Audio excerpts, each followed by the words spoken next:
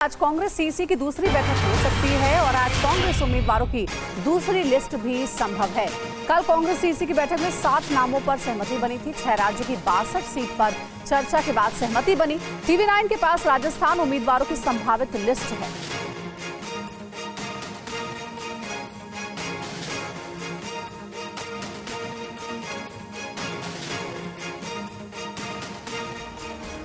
और अब आपको बताते हैं कि कल हुई कांग्रेस केंद्रीय चुनाव समिति की बैठक से क्या कुछ निकला है। 6 राज्य की 62 सीट पर चर्चा हो रही है और लगभग 40 नाम पर सहमति बनी है, जिसमें अशोक गहलोत, सचिन पायलट नहीं लड़ेंगे लोकसभा का चुनाव, ये भी क्लियर किया गया है। वहीं जितेंद्र सिंह, दिग्विजय और कमलनाथ भी चुनाव इस बार लोकसभा का नहीं लड़ेंगे।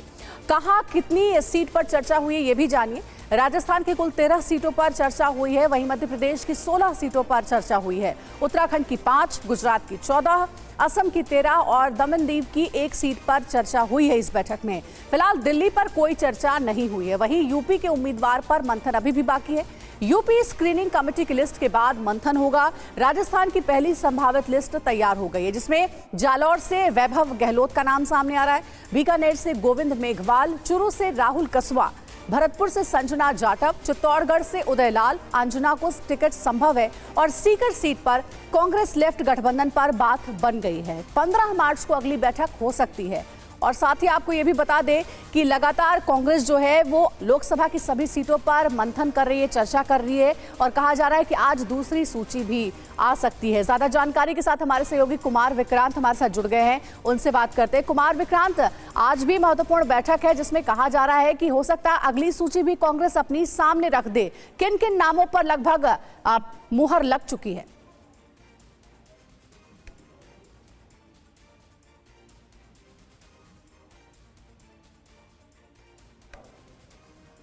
कुमार विक्रांत, आपको हमारी आवाज मिल रही है?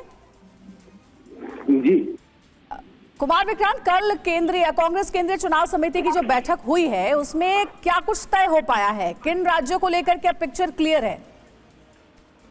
देखिए, सबसे अहम बात यह है कि राजस्थान और मध्य प्रदेश में कांग्रेस के जो बड़े दिग्गज हैं, यानी कि मध्य प्रदेश की बात करें तो दिग्विजय सिंह, कमलनाथ, अजय सिंह, अर्जुन सिंह के बेटे, इन्होंने चुनाव लड़ने से मना कर दिया है। और अगर राजस्थान की बात करें तो फिलहाल सचिन पायलट, अशोक गहलोत, गोविंद सिंह डोटासरा, जितेंद्र सिंह, इन नेताओं ने चुनाव लड़ने से मना किया। इनका कहना है कि हम चुनाव लड़वाएंगे। तो राहुल गांधी ने जिस तरीके से जो केसी वेणुगोपाल है, संगठन महासचिव है, वो राज्यसभा के सांसद भी हैं, फिर भी उनको चुनाव लड़ाया केरल से। तो उसके बाद ये माना जा रहा था कि कांग्रेस आलाकमान ये चाहता है कि बड़े नेता चुनाव लड़े, लेकिन बड़े नेता चुनाव लड़ने को तैयार नहीं है। तो ये एक बड़ी मुश्किल कांग्रेस पार्टी के सामने आई है, जो कि कल कांग्रेस की जो केंद्रीय चुनाव समिति की दूसरी बैठक हुई उसमें नजर आया।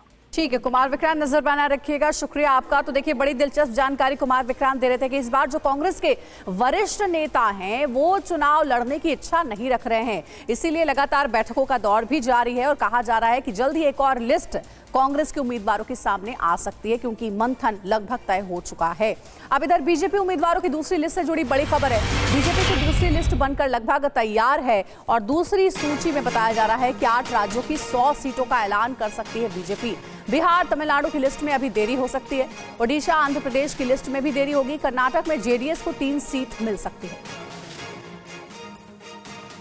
और ज्यादा जानकारी के साथ हमारे पॉलिटिकल एडिटर आमोद राय हमारे साथ जुड़ गए हैं, उनसे बात करते हैं। आमोद, अभी भी बैठक तो लगातार हो रही है, लेकिन मसलन बिहार की बात कर ले, तमिलनाडु की बात कर ले, ओडिशा, आंध्र प्रदेश की लिस्ट में भी कहा जा रहा है कि देरी हो सकती है। तो आखिर किन राज्यों को लेकर के अगली सूची में नामों की घोषणा बीजेपी की ओर से की जा सकती है? देखिए, अगली बीजेपी की जो सूची है उसमें मोटे तौर पर अगर बात करें तो महाराष्ट्र के नामों की चर्चा हो सकती है, उसमें तेलंगाना के नामों की चर्चा हो सकती है, इसके अलावा मध्य प्रदेश, गुजरात के नामों की चर्चा हो सकती है, नामों की घोषणा हो सकती है।